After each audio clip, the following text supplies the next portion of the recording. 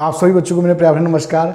मैं राघवेंद्र सर आपके अपने YouTube channel Raghavendra sir classes में आपका बहुत बहुत स्वागत करता हूं। आप सभी का अभिनंदन करता हूं। आप सब कुशल मंगल होंगे ऐसी आशा करता हूं और सब आप लोग तैयारी कर रहे होंगे। देखिए बहुत अच्छा रिस्पांस मिला आप सबका। ज़्यादा बच्चों ने जो मेरे मुझसे परिचित थे सब्सक्राइब किया है सभी बच्चों ने, अभी कुछ बच्चों ने नहीं किया है, तो ज़्यादा से ज़्यादा बच्चे सब्सक्राइब करें और अपने मित्रों तक इस वीडियो को शेयर करें, जिससे आपके साथ साथ आपके मित्रों का भविष्य भी उज्जवल हो पाए। और इसी प्रकार से मैं आपको लगातार वीडियो देता रहूँगा। किसी भी एग्ज़ाम से आप संबंधित हों, चाहे एजुकेशन फील्ड से संबंधित हों। अभी देखिए मैं आपको बताना चाहता हूँ कि यूपी में टीजीटी एंड पीजीटी की बम्पर भर्ती आ रही हैं। टीजीटी के लगभग 200 पद आ रहे हैं, 2000 पद आ रहे हैं और पीजीटी के लगभग 200 से 250 पद आ रहे हैं। तो इस प्रकार से मैं आपको बताना चाहता हूं, आपको इतनी अच्छे से तैयारी करनी है आपको कि कोई भी प्रश्न किसी भी प्रकार से गलत ना होने पाए, क्योंकि एक प्रश्न को अब टीचर जो पेपर बनाते हैं वो कई प्रश्नों से तुलना करते हैं कि इस बच्चे को क्या मालूम है, कॉन्सेप्ट क्लियर है। तो इसी प्रकार से आपको पढ़ना है और आपसे बस इतना ही सहयोग चाहिए कि आप ज़्यादा से ज़्यादा बच्चों को आगे वीडियो शेयर करें, जिससे आगे में चलकर 1000 आप सबको मालूम है 1000 के बाद मैं लाइव क्लास ले सकता हूं, जिससे आपके कमेंट में देख पाऊंगा, आपके डाउट क्लास भी मैं ले पाऊंगा।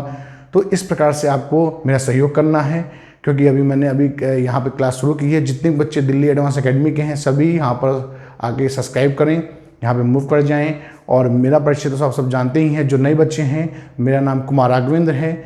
मैं डॉक्टर मुखर्जी नगर दिल्ली में हिंदी साइड की फैकल्टी हूँ, ठीक है। और जो बच्चे मुझसे पढ़ सके हैं तो वो तो विस्तार से मेरे बारे में जानते ही हैं। तो आज का टॉपिक है वर्णमाला में, वर्णमाला पार्ट 2 है। वर्णमाला में हमने स्वर को समझा था।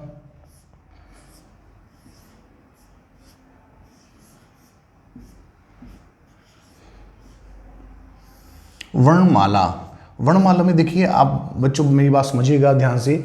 वर्णमाला,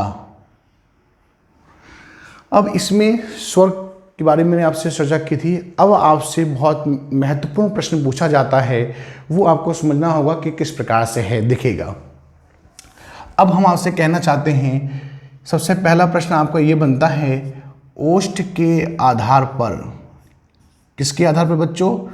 ओष्ठ के आधार पर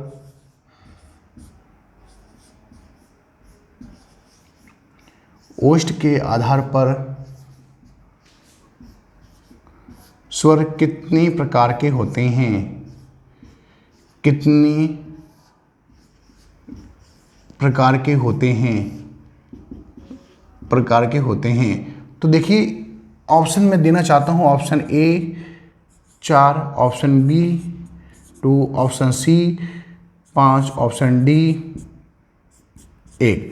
तो अब देखिए यहां से प्रश्न पूछा जाता है बच्चों, इस प्रकार से आपको समझना है। मैंने आपसे कहा ना, किसी भी कोई भी क्वेश्चन आ जाए वो आपको बेहतर ढंग से आना चाहिए, उसका कॉन्सेप्ट आपको मालूम होना चाहिए। आपको रटने की आवश्यकता नहीं होनी चाहिए कि आज नीली वाली बुक, आज पीली वाली बुक, आज सफ़ेद वाली बुक। इस प्रकार से आपको नहीं पढ़ना है। आपको इस प्रकार से पढ़ना है कि एक बार पढ़िए और हमेशा के लिए कॉन्सेप्ट क्लियर हो जाए। तो ओष्ठ के आधार पर जो बच्चे जानते हैं वो बता पाएंगे। इस प्रकार से यूपीएसआई की जो परीक्षा है 100 नंबर की हिंदी है। बिहार एसआई की जो परीक्षा होने जा रही है, आगे टीचिंग फील्ड में बहुत सी अभी परीक्षाएं होंगी। CTET, DSSB की परीक्षाएं होंगी, एनवीएस की भी आगे होंगी। तो इस प्रकार से प्रश्न बनने की पूरी संभावना रहेगी और निश्चित रूप से नए प्रश्न आते हैं। होता क्या है कि मान लीजिए अभी ये प्रश्न नहीं आए, ये प्रश्न आने के बाद क्या होगा, जितने पब्लिकेशन है सब इसको अपने पब्लिकेशन में ऐड कर देंगे और टीचर भी पढ़ाना शुरू कर देंगे। तो आप समझिएगा, आप जानते हैं ओष्ठ के आधार पर कितने हैं? 2 होते हैं। ओष्ठ यानी होंठ के आधार पर। तो बच्चों किस प्रकार से है देखिएगा, अब इसको आपको उत्तर देना है। 2 भेद होते हैं, ठीक है। किस प्रकार से? एक होता है वृत्ताकार स्वर और एक होता है अवृत्ताकार। एक होता है वृत्ताकार स्वर, वृत्ताकार स्वर, और दूसरा होता है अवृत्ताकार स्वर।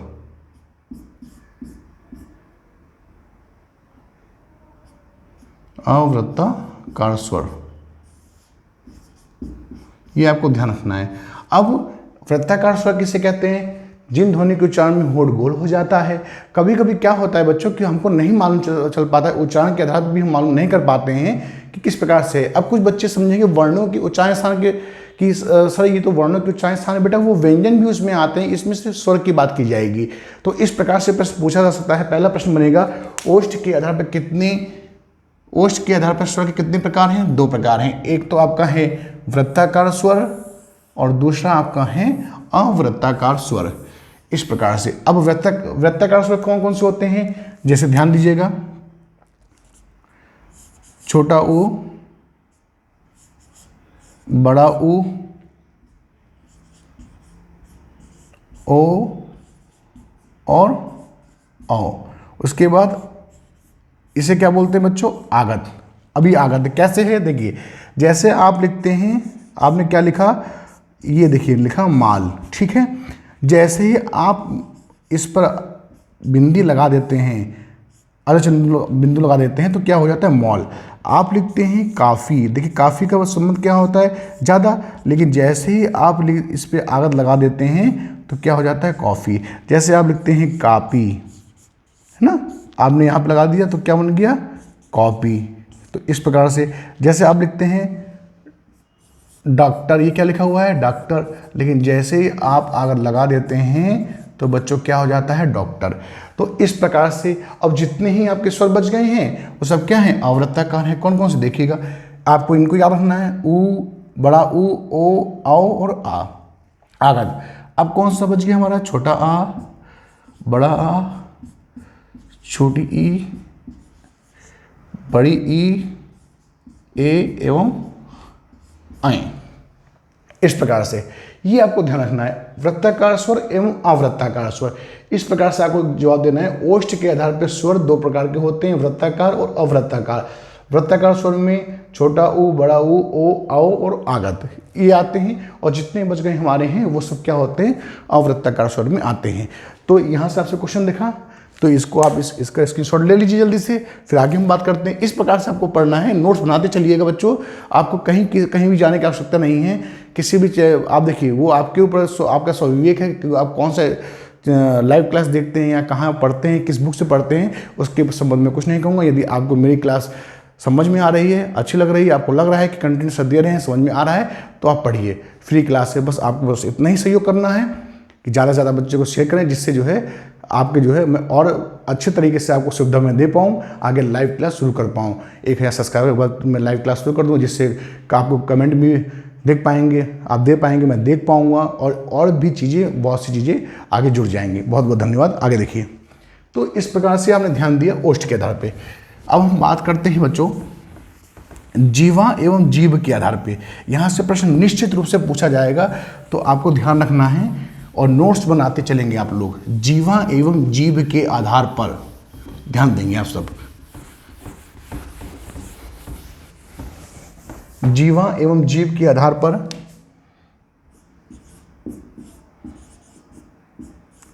जीवा या जीभ के आधार पर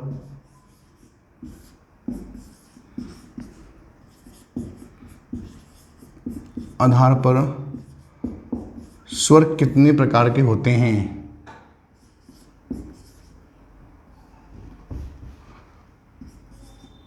स्वर के प्रकार। अब आपको ऑप्शन में दे देता हूं। Option A 4, option B 3, option C 2, option D 1। अब देखिए, जिन बच्चों को नहीं मालूम है वो lucky number A, lucky number B, lucky number C, इस प्रकार से नहीं करना है। आपको समझना होगा, आपको जानना होगा, कॉन्सेप्ट समझना होगा। बार बार रटने की आवश्यकता नहीं है। मैंने भी ऐसे ही पढ़ा था, कॉन्सेप्ट बेसिक पढ़ लेंगे, फिर आपको आवश्यकता नहीं पड़ेगी। देखिए, जीवा के आधार पर बच्चों इसके 3 प्रकार होते हैं। कितने होते हैं? 3 प्रकार होते हैं। कौन कौन से होते हैं तो समझिएगा। इसके 3 प्रकार होते हैं। अब यहां लिख लीजिए 3 प्रकार। कौन कौन से? पहला है अग्रस्वर, दूसरा है मध्य स्वर, और तीसरा है पश्च स्वर। ये अब जिन ध्वनि, देखिए जिन ध्वनियों के उच्चारण में जीवा का अगला भाग सक्रिय होता है, जिन ध्वनियों के उच्चारण में जीवा का अगला भाग सक्रिय होता है उसे हम अग्र स्वर कहते हैं। जिन ध्वनियों के उच्चारण में जीवा का मध्य भाग सक्रिय होता है उसे मध्य स्वर कहते हैं। जिन ध्वनियों के उच्चारण में जीवा का पश्च भाग, पिछला भाग सक्रिय होता है उसे हम पश्च स्वर कहते हैं। अब इसमें आप बताइए कि आपसे पूछा जाए अग्र स्वर कौन कौन से होते हैं, मध्य स्वर, तो हो सकता है कि आप जो है ना बता पाएँ। तो आपको ध्यान देना है यहाँ पे छोटी ई, बड़ी ई, बड़ी ई, ए एवं आए, इस प्रकार से आपको उत्तर देना होगा। छोटी ई, ए और आए जो होते हैं वो अग्र स्वर होते हैं, इस प्रकार से आपको बताना होगा, ध्यान रखिएगा। और इसमें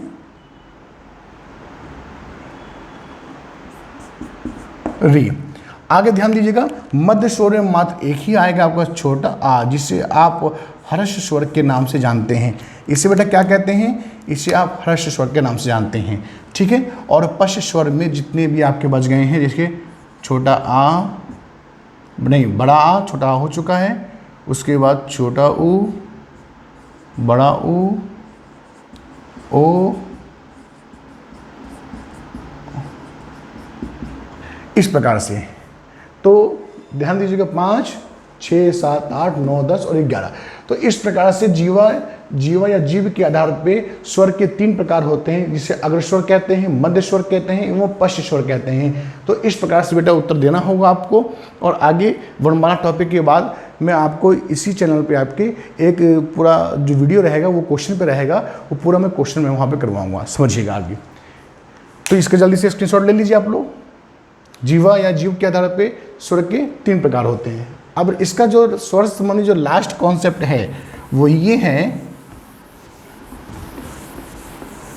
बच्चों, यूपीएसआई में 100 नंबर की सामान्य हिंदी है।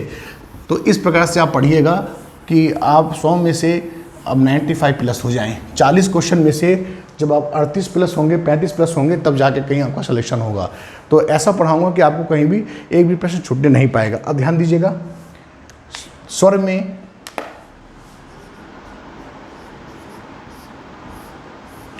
में जब हम तीसरे कंडीशन की बात करते हैं तो क्या है, तालु पूछा जा सकता है, तालु या मुखाकृति के आधार पर। ध्यान दीजिएगा, मुखाकृति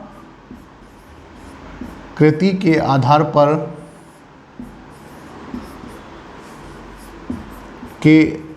पर स्वर के भेद, ठीक है। कितने होते हैं बेटा, अभी आपको ऑप्शन बताना है।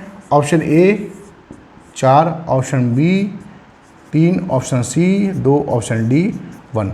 तो इस प्रकार से आपको बताना है। अब जिन बच्चों को मालूम है वो बता पाएंगे।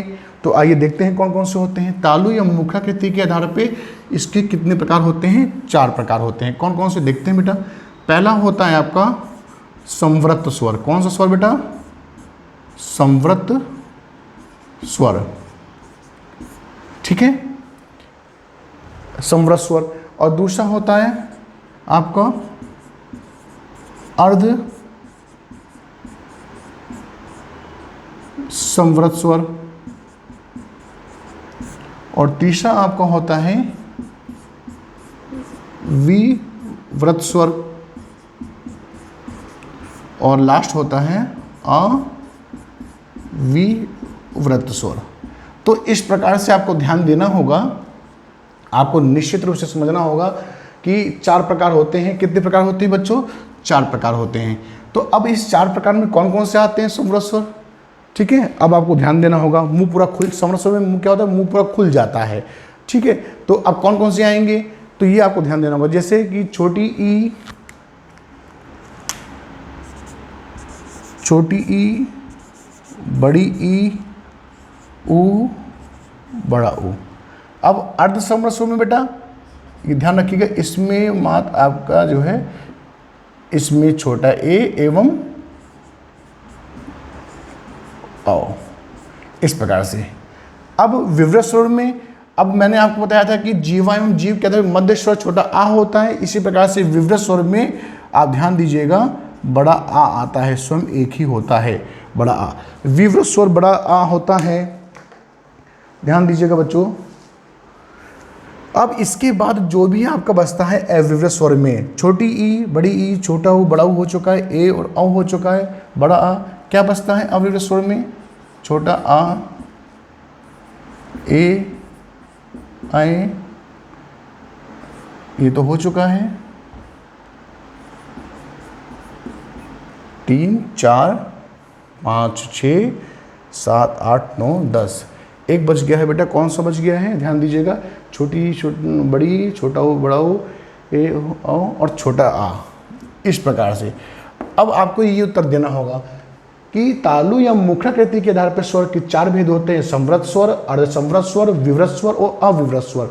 आपको याद रखना है कि जब हम जीवा के आधार पर बात करते हैं तो मध्य स्वर छोटा आ होता है, लेकिन जब आप तालु या मुखाकृति के आधार पर बात करते हैं तो विवृत स्वर हमारा बड़ा आ होता है। तो इस प्रकार से आप इसको नोट करिएगा, क्योंकि होता क्या, बोलने के आधार पर बेटा हम नहीं पता लगा पाते हैं कि कौन सा संवृत स्वर है, कौन सा विवृत स्वर है, और यहाँ से प्रश्न निश्चित रूप से आएगा। तो मैंने आपको बताया था पिछली कक्षा में, इसका जल्दी से स्क्रीनशॉट लीजिएगा। पिछली कक्षा में मैंने आपको वर्णमाला शुरू किया था, बेसिक आपको सिखाया था और स्वर के बारे में बात की थी। अब हम थोड़ा इसमें आगे देख लेते हैं। अब इसमें आगे हमको देखना है वर्ण के भेद कितने होते हैं बच्चों, वर्ण के भेद।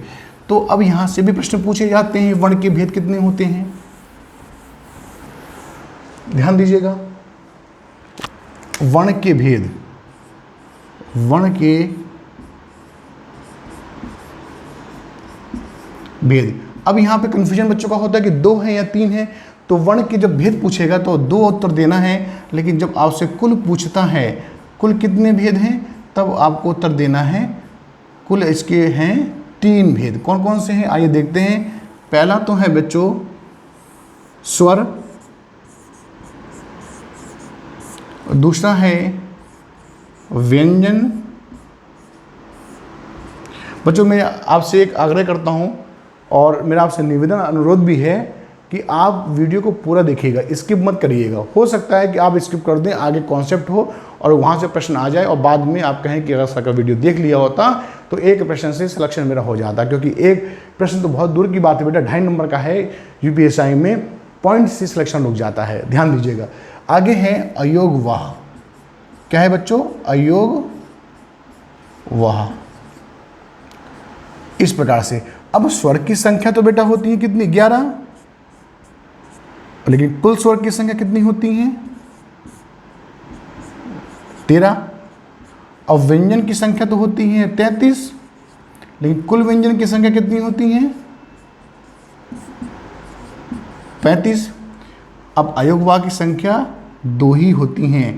पहला कौन सा होता है? पहला होता है आ, जिसमें अनुस्वार लगा होता है, इसको हम बोलते हैं अनुस्वार, और इसको हम कहते हैं, जो बिंदी लगी होती है इसे हम कहते हैं विसर्ग। तो इस प्रकार से अयोगवा 2 ही होते हैं। इनका जाति ना ही स्वर के साथ होता है ना ही व्यंजन के साथ, लेकिन ये अपना अपना अलग अलग अर्थ वहन करते हैं। अब ध्यान दीजिएगा। अब बात यहाँ पे कि सर स्वर 11 है 13 है, कैसे उत्तर प्रश्न कैसे करेंगे? जब आपसे पूछा जाए स्वर की संख्या 11, कुल स्वर की संख्या, जब कुल की बात की जाएगी तब आपको उत्तर देना है 13। व्यंजन की संख्या कितनी है? 33, लेकिन कुल व्यंजन की संख्या कितनी है? 35। अब इसमें 2 व्यंजन कौन से अलग से होते हैं? इसमें 2 अलग से जो व्यंजन होते हैं वो आपके होते हैं उत्क्षिप्त व्यंजन। कौन से व्यंजन बच्चों? अब इनको दोनों को बोलते हैं उत्क्षिप्त व्यंजन, उत्क्षिप्त व्यंजन कहते हैं, उत्क्षिप्त व्यंजन। अब 13 में 2 कौन से अन्य होते हैं? 13 में 2 अन्य जो होते हैं वो होते हैं अयोगवा, अनुस्वार वाले, और ये आपका होता है विसर्ग। ये होते हैं दोनों, इन्हें हम बोलते हैं अयोगवा, इस प्रकार से। अब ये आपको देखिए स्पष्ट मैंने बता दिया है। और एक क्वेश्चन मैं आपसे पूछना चाहता हूँ, यहाँ पे आपसे प्रश्न ये पूछा जाता है कि उच्चारण के आधार पर, किसके आधार पर बच्चों? उच्चारण के आधार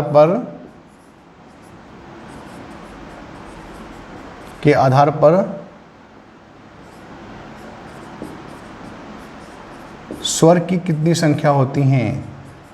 स्वर की संख्या कितनी होती हैं? ऑप्शन है 11, बी 13, सी 7 और डी 10। तो आपको समझदारी से उत्तर देना होगा। मैंने उच्चारण के आधार पर बात की है। बच्चे पहले ही जल्दबाजी में क्या करेंगे, एग्जाम को मालूम होता है कि बच्चा इसलिए मिस्टेक कहाँ करेगा, इसलिए आपको प्रश्न ठीक से पढ़ना है, क्योंकि प्रश्न समझते कुछ हैं और हैं, कहना कुछ और चाहते हैं, उत्तर कुछ और होता है। ध्यान से आपको समझना होगा। उच्चारण के आधार पर बात की जाएगी तो इसका उत्तर बेटा क्या हो जाएगा, इसका उत्तर हो जाएगा 10। क्यों? क्योंकि 3 तो आपके होते हैं हर्ष स्वर के, कौन कौन से, छोटा आ, छोटी ई और छोटा ऊ, और 7 आपके होते हैं दीर्घ स्वर के। ये इस प्रकार से आपको समझना होगा। तो देखिए, यहाँ से स्वर का जो टॉपिक है वो समझ में आपको आया होगा। आशा करता हूँ कि आप समझ पाए होंगे। बस मेरा आपसे यही आग्रह है कि आप वीडियो को ज़्यादा से ज़्यादा शेयर करें, जिससे आपके साथ साथ और भी आपके मित्र बंधु देख पाएँ और अपने भाई बंधुओं तक इसको पहुँचाएँ। कमेंट करें, लाइक करें, शेयर करें, जिससे मैं आपके साथ और अन्य सुविधाओं के साथ आ सकूं। आप सभी का बहुत बहुत धन्यवाद।